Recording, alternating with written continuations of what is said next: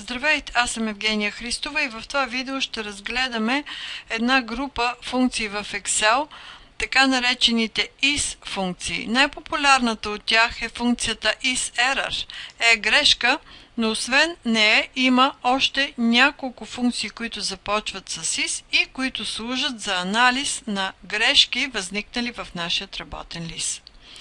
Не винаги грешките са в резултат от незнание или неумение на човек да работи с Excel.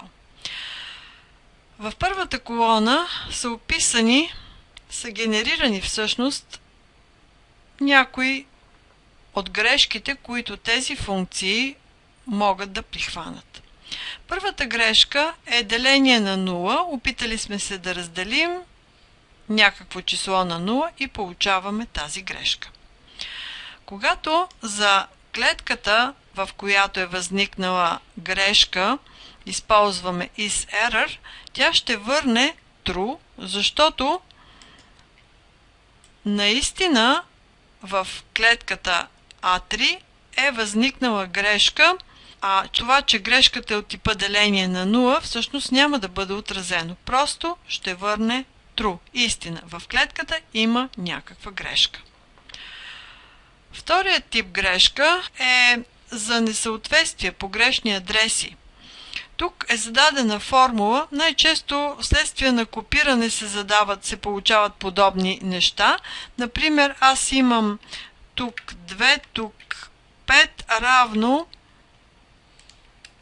и получавам нормален резултат, но копирам тази формула ето тук и получавам грешка, защото в ляво нямам клетки, с които да извърша действието. Третата грешка, която е генерирана, е равно на някакъв текст. В случая Excel търси клетка с име тест, но такава няма и затова дава подобна грешка. Следващата грешка е не съществува съответстваща стойност. В тази клетка е поискано с VLOOKUP да търси думата тест в някаква таблица, която се намира ето тук, и искам втората колона от тази таблица, в която е стойността на обекта, на стоката, например. Но понеже такава стока с такова име тест няма, се връща not available. Value се връща, когато се опитвам да правя пресмятания с неща, които не са числа. В този Excel настройката с десетичен знак е точка, но тук е въведено число с запетая. Понеже това не е число, Excel прави подравняване в ляво, а когато аз се опитам да направя изчисление с това не число, получавам value. Нам се получава, когато едно изчисление не може да бъде извършено. Например, функцията ARR изисква числата, които й подаваме, да бъдат такива, че поне едно от тях да бъде отрицателно. Но в случая сме й подали само положителни числа, ето тези тук, и се връща нам. След това в клетката има число, има текст, има логическа стойност, просто написано true, и тук няма нищо. Ако приложим за колоната A функцията isError, ще върнем true за местата, където имаме грешка, и false за местата, където нямаме грешка, там където имаме текст, число, логическа стойност и празно. Освен функцията isError, има допълнително още функции в Excel, които започват с is, които могат да направят анализ на това какъв е типа на грешката. isBlank ще върне истина за случая, когато клетката, която наблюдаваме, е празна. Ако тук аз заведа интервал и Enter, тази клетка вече не е празна. Ще изтрия и вече имам празна.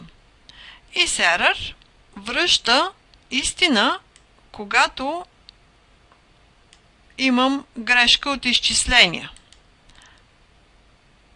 А когато имам not available, т.е. ненамерена стойност, не връща истина, връща лъжа. Т.е. това не е в истинския смисъл грешка за тази функция, а просто ненамерена стойност. Ще върне лъжа тогава, когато се обръщаме към нея с клетки, когато й подаваме клетки, в които има някаква стойност.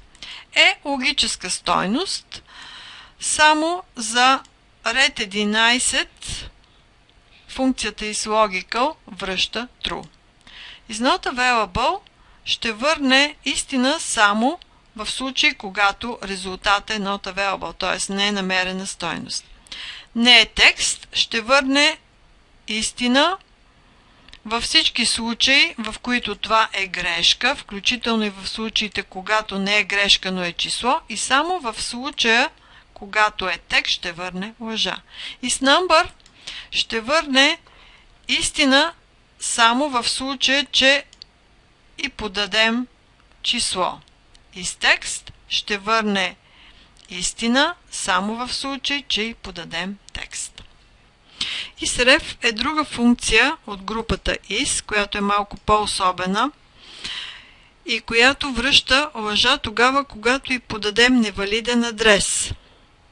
В случая тук има някакво буквосъчетание, което определено не е адрес в екселската книга, не е име. Ако това беше име на клетка, щеше да върне истина, но то не съществува в тази работна книга и затова връща лъжа. Ако използвам isRef за валиден адрес, например премина в този работен лист и избера клетка, в този случай ще върна true, т.е. адреса, към който се обръщаме, съществува. IfIsError е друга интересна функция, която няма да върне true или false, когато имаме грешка, а ще върне онова, което ние решим, че е удачно да бъде върнато и така. В клетката A3 имаме грешка. Value if error, ако имаме грешка, тогава върни съдържанието на обяснението в нашия случай или напиши нещо.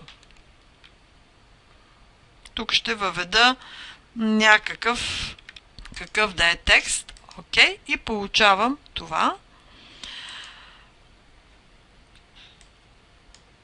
Тоест, получавам един нормален, един приятен за потребителя резултат в случай, че е възникнала някаква грешка. Аналогично за всички останали случаи, тук надолу е изтеглено.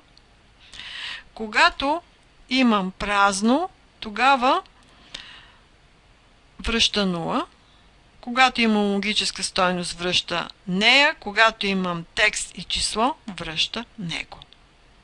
Така, с тези функции можем да направим анализ на възникналите грешки. Например, ако правим формуляр, в който имаме not available, защото теглим от някакъв списък данни и не сме си избрали какво да теглим, не сме задали за каква стойност да търсим, бихме могли да зададем няма съответстваща стойност или да въведем интервал или 0, а не да се вижда грешката. Функциите, които започват с is, могат да бъдат извиквани от групата Information, повечето от тях. И така, ако отворим Insert Function и групата Information, можем да забележим голяма част от тези функции. Ако не намираме тези описани функции тук, можем да търсим на All, като намираме по познатия начин, например и ще намеря функцията isBlank. isBlank, ето е тук. И може да се ползват.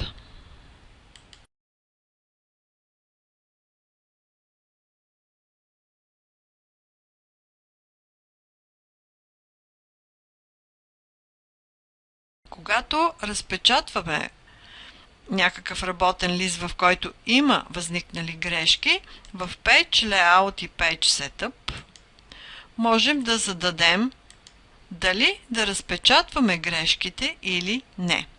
По подразбиране на Cell RRS е да се показват грешките. Можем да зададем празно, да зададем чертички, да зададем Not Available. Ако сега кажа Print Preview, ще получа разпечатване на грешките.